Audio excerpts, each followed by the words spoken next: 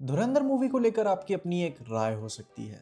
आपकी अपना एक पर्सनल आइडियोलॉजी हो सकता है, आपका एक पर्सपेक्टिव हो सकता है, ओपिनियन की पूरी इज्जत है। पर ये समझने की कोशिश ना करना या फिर यह मानना कि अगर तुमको ये फिल्म पसंद आई तो तुम छोटे दिमाग के आदमी हो, तो ये बहुत ही निचले स्तर की विचारधारा है। मैं पूरी तरीके से ओपन हूँ कि आप फिल्म में उस रोमांटिक आर्क को क्रिटिसाइज करिए, उसके एक्सेंट को क्रिटिसाइज करिए, उसके लेंथ को बुरा भला बोलिए, जो कि ऑब्जेक्टिव कमियों में से एक गिनी जा सकती है।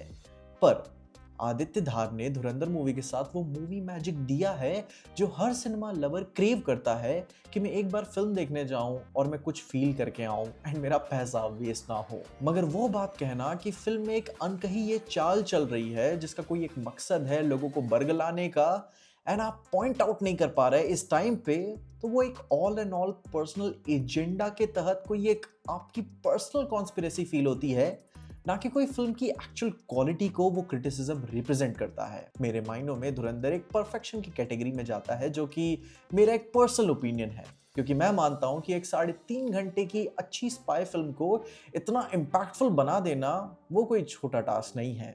जहां पे एक spy film actual spy film जैसी फील होती है, आप इसकी इज्जत करते हो, वो ये फिल्म उसे दे कर जाती है। जहां ये film due to copyright and legal problem से बचने के लिए खुद को फिक्शनलाइज पीस ऑफ वर्क बोलेंगे ही, वो ऑब्वियसली बोलेंगे ही कि हम एक फिक्शनल वर्जन बना रहे हैं। मगर जब वो धीरे धीरे फिक्शन एंड रियलिटी की लाइंस को ब्लर करके हमें हमारे देश की पीड़ा के बारे में दिखाते हैं कि हमने एक्चुअल में क्या ट्रूथ झेला हुआ है, तो उसे साइडलाइन कैसे किया जा सकता है? क्या वो झूठ था जो हमारे देश के साथ हो चुका है, हमारे लोगों ने जो झेला है, हमारे जो कुछ लोगों के लालसा और इनकॉम्पिटेंस की वजह से मासूम लोगों ने इतना सफर किया है? क्या ये मैस्कुलिन एनर्जी इतनी ज्यादा आपको विशाली फील होती है कि हर तरीके की ट्रूथ को आप टॉक्सिसिटी का नाम देना शुरू कर देते हो? जहां पे आप चाहे कितना भी अपने आप को सिग्मा अल्फा बॉलीवुड हीरो समझ लो, इसका मतलब ये नहीं होता कि आप कहीं भी जाके तुम लोगों को इंप्रेस करके हीरो बन जाओगे। कॉन्फिडेंस जरूरी है, बट उससे भी ज्यादा जरूरी है अच्छा स्मेल करना, और यही काम परफेक्टली करता है दी मैन कंपनी का होप परफ्यूम।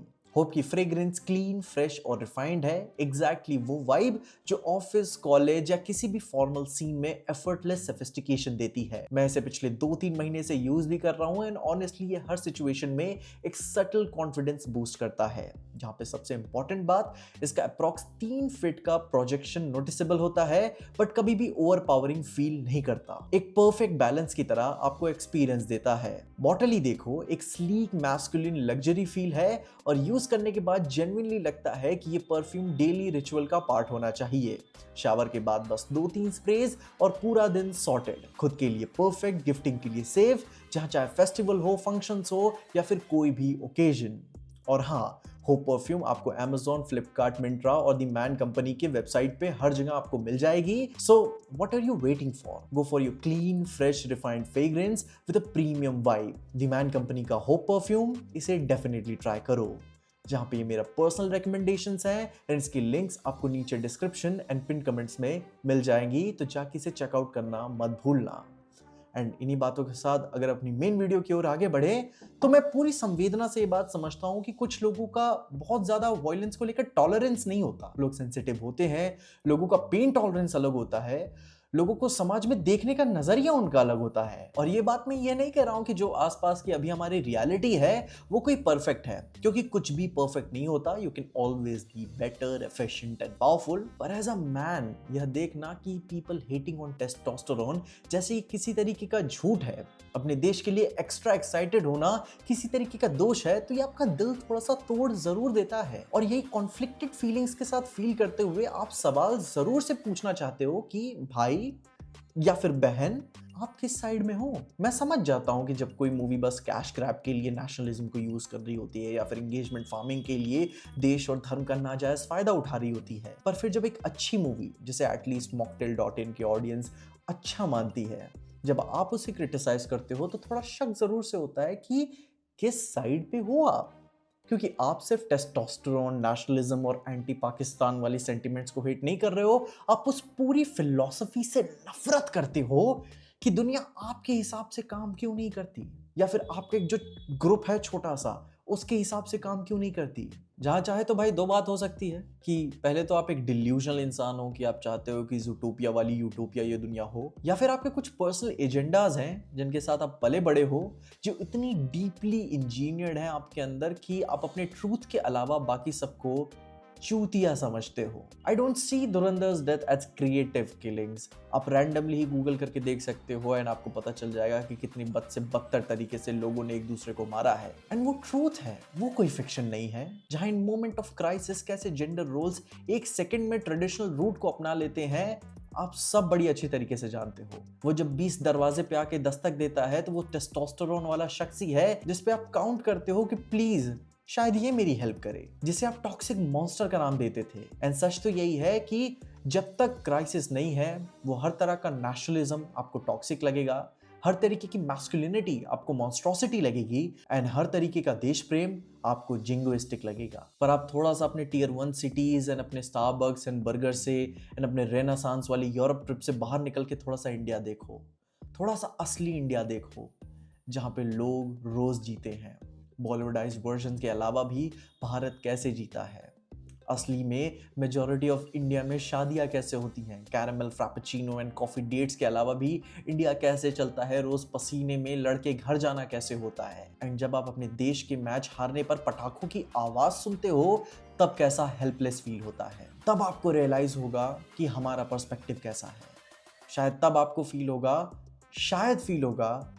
कि हमें कैसा लगता है। एंड देन मूवीज लाइक धुरंधर जब एक मूवी मैजिक देती हैं कि we are still working on something and we are still proud of India, वो इंडिया जो हम रोज इस केओस के बाद निकल के आने के बाद एक बार प्राउड फील कर सकते हैं कि हम भी किसी से कम नहीं, एंड वो रियलिज्म धुरंधर देता है, वो कॉन्फिडेंस धुरंधर देता है, विच इज ऑब्वियसली थोड़ा सा फिक्शनल, थोड़ा सा मूवी मैजिक है।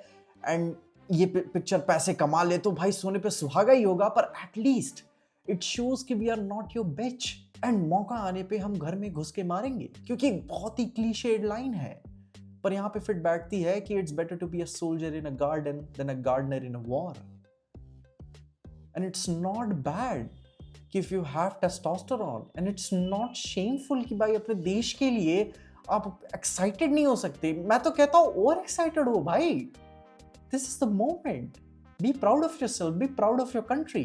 एंड मैं कोई हार्श वर्ड्स यूज नहीं करना चाहता वरना मैं उनके ही लाइन में आ जाऊंगा कि काफी आयरॉनिक हो जाएगा, but yes, but we have achieved successfully.